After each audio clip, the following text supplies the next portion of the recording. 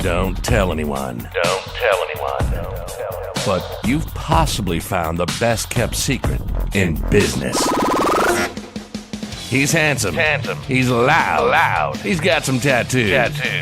He'll tell you as it is and only wears a suit at a wedding or a funeral. No jargon, no overcomplicated 300-stage program. Just upfront, honest, proven ideas, thoughts, and strategies That actually work. So here's your host, the best kept business secret probably anywhere. Ladies and gentlemen, This is Mark Ford. Hey there, and welcome to the Best Kept Business Secret with me, your host, the Best Kept Business Secret, Mark Ford, business coach, author, podcaster, and all things small business. Hope you're well. Hope the sun is shining on you and shining on your business. Now, in this week's podcast, you've got something quite exciting.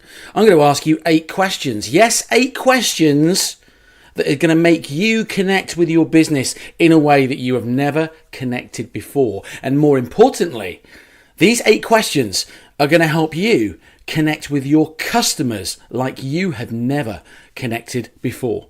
But before we get to that, here's a quick word from our podcast sponsors. This podcast is sponsored by JB Commercial Finance, the trusted funding solutions for business.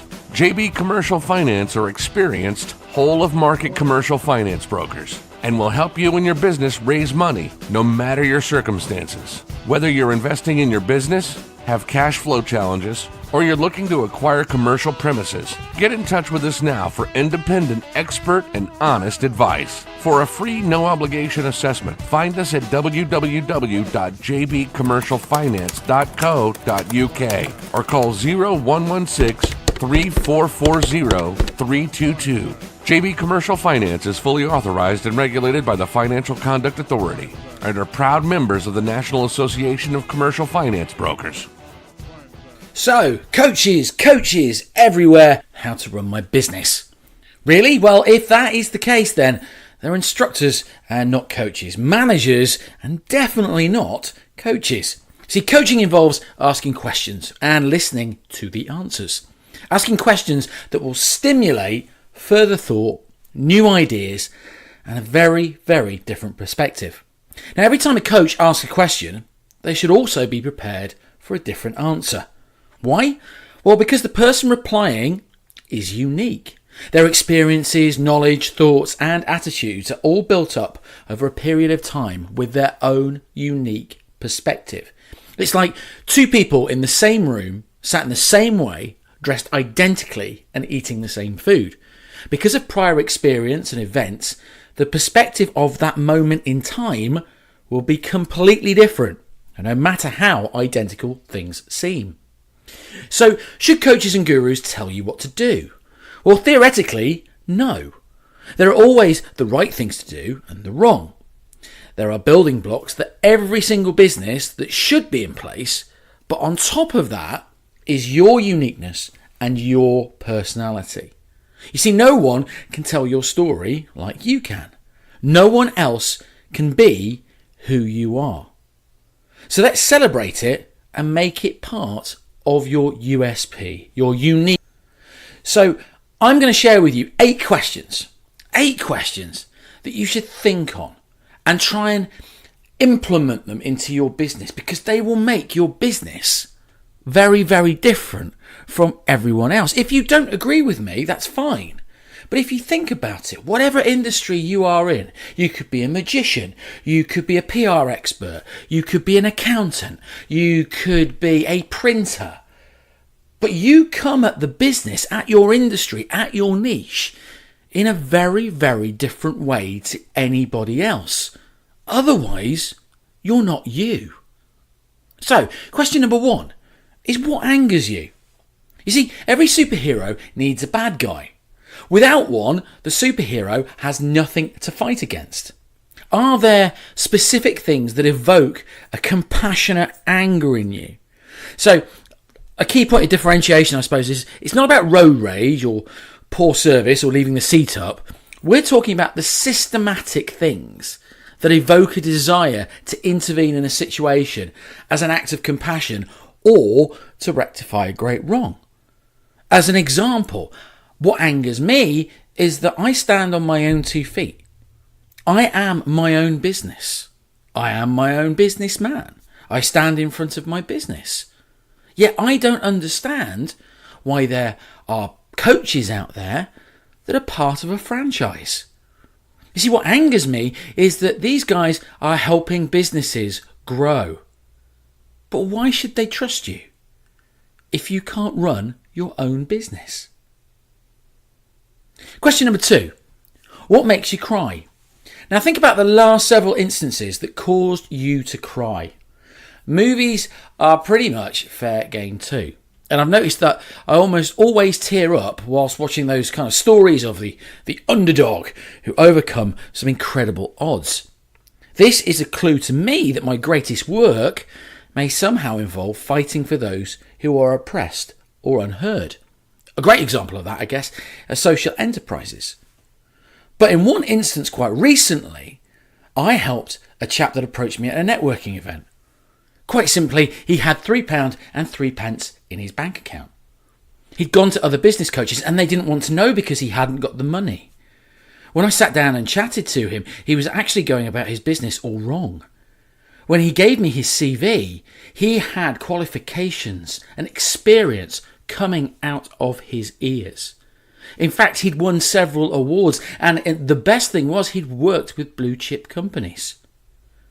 I turned it on its head. Inside 6 weeks, we had secured enough work for him per month to not only pay his bills, but to have a considerable amount of money left over. So this is talking about the underdog. Again, something else that angers me. Number 3, what have you mastered? Are there tasks, skills, or opportunities that you've simply mastered and can do without thinking?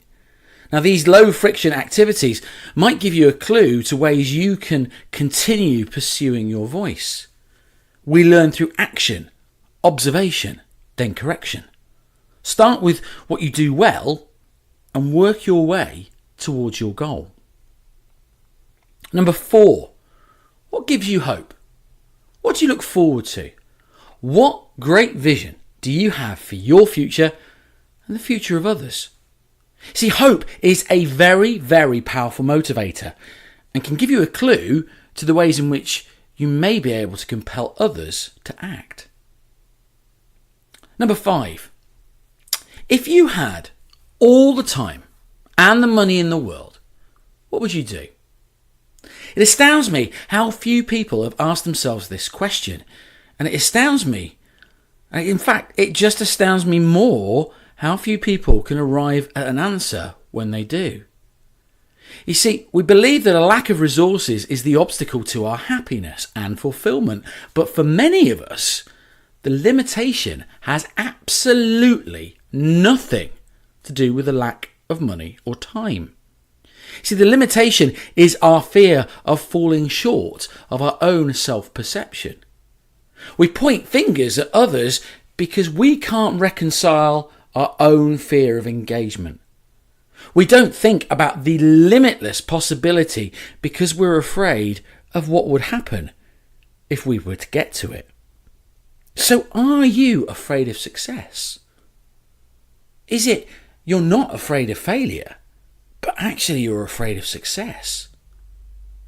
And if you did have all the money and the time in the world, what would you change? What would you change in your business? What would you change in your niche? What would you change in your customers' lives? Number 6, what would blow your mind? Right, so take about an hour to list 40 things that would blow your mind if they happened. You'll get to about 15 before you find it quite difficult. Keep going. List out everything that would absolutely thrill you if it were to happen, including relational things, business things, travel, ambitions, hopes, and all that sort of stuff.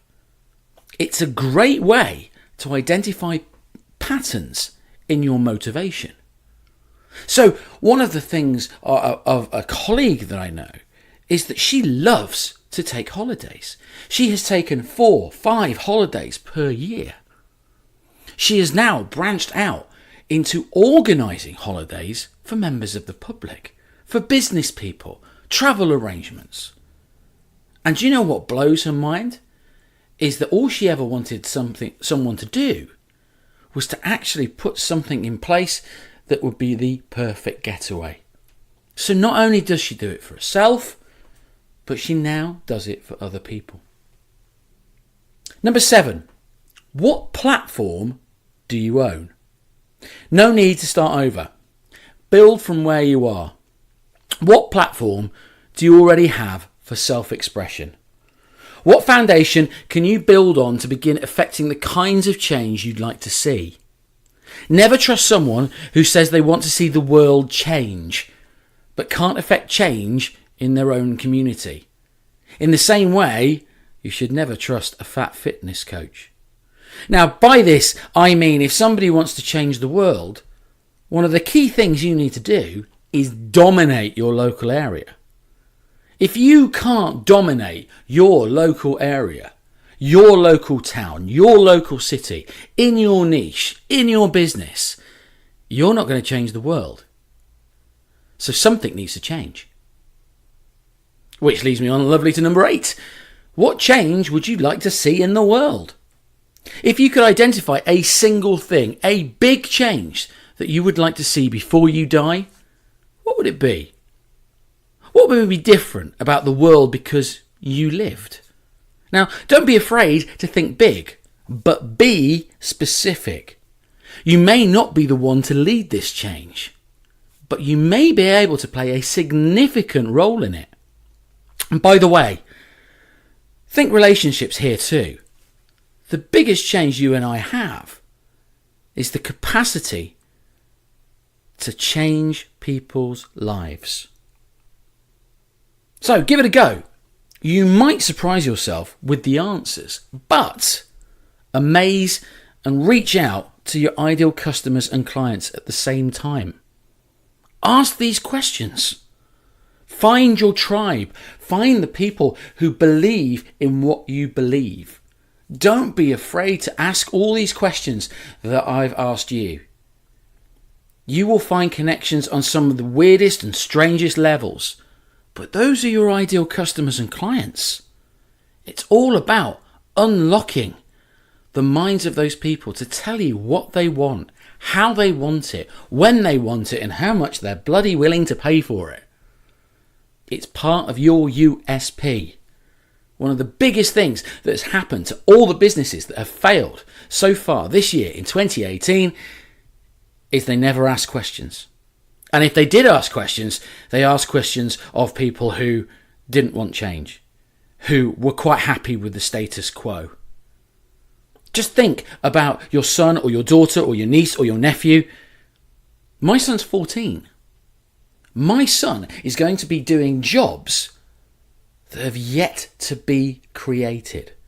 That blows my mind. Things will change, and things will change at a pace that we have never ever seen before. So if you do these 8 questions now, you might find in 6 months' time that actually those 8 questions and the answers to them have slightly changed. What angers you? What makes you cry? What have you mastered? What gives you hope? If you had all the time and money in the world, what would you do? What would blow your mind? What platform do you own? And what change would you like to see in the world? Dominate your local community. Dominate your local business sector. And the world, my friend, is your oyster. Now that's it for this particular podcast. Quite a short one, I think you will find.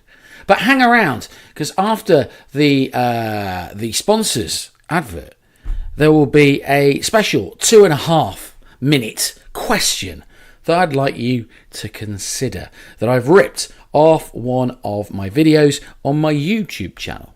So if you'd like to go and subscribe to my YouTube channel and be the first to see some of these videos, go to YouTube and look for The Best Kept Business Secret, and you will see my gorgeous face suddenly appear. If you want to leave us a review, please do. Please leave us a great review on iTunes. I really, really appreciate it. And say what you think of the show. If you love the show, love and share it, please. Share the love. Where is the love? Please share the love and tell other people about what a great little podcast this really is, because hopefully this is getting you thinking and making you a little bit more money at the same time. And if you want to find out what I'm doing, where I'll be, what I'm thinking, and any sort of free stuff that you want to get you thinking about your business in a slightly different way, go and have a look at my website, which is www.markford.uk. That's www.markford.uk. And until next time, guys, go and be brilliant. Go and have a fantastic week. And I will see you very soon. Take care. Bye-bye.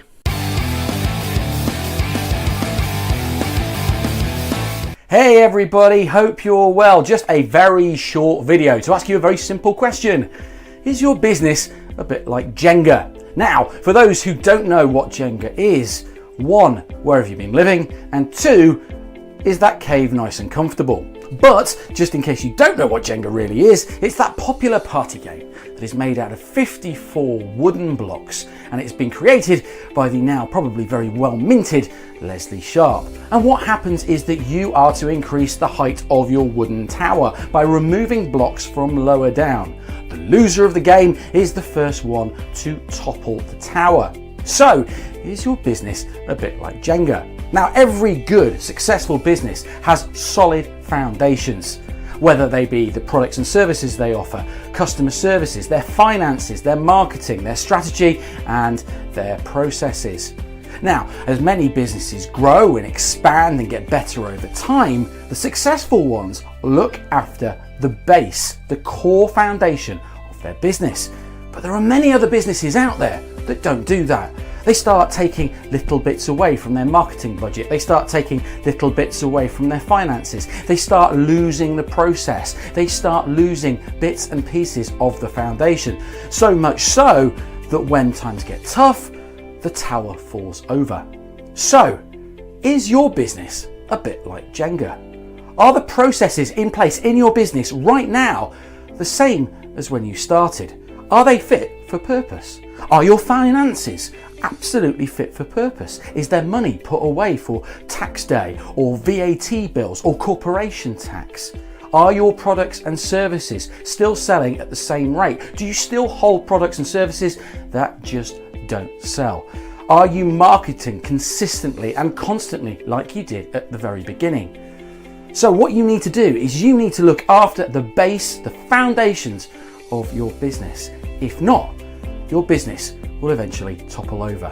So, what do you say? Is your business a bit like Jenga? Or is your business a bit like a different game? Is it a bit like Battleships? A bit strategic? Is it a bit like Twister, where you're being pulled from pillar to post? Comment in the box below and let me know your thoughts. I'd be really interested in hearing from you, and I will see you very soon.